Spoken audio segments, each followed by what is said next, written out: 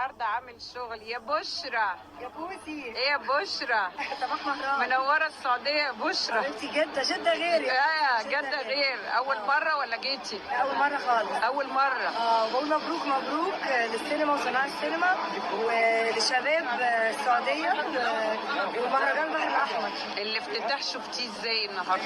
انا ما بحبش اقيم من الاول كده، لازم نستنى لا شوية. اكتر حاجه عجبتك؟ ما احنا مش بنقيم. الحضور يعني ضيوف الاجانب الموجودين، صناع السينما، ضيوف العرب، في يعني ممثلين المصريين يعني عاملين حاله جميله جدا جدا هنا يعني. وتكريم ليلى علوي طبعا كان حاجه جميله. وطبعا الاحتفاء بالنجمه يسرا. والتواجد يعني المصري موجود بقوه الحمد لله. الحمد لله يعني، ومجموعه كبيره، وشايفه الشوارع كلها منوره النهارده بتحتفل باول مهرجان.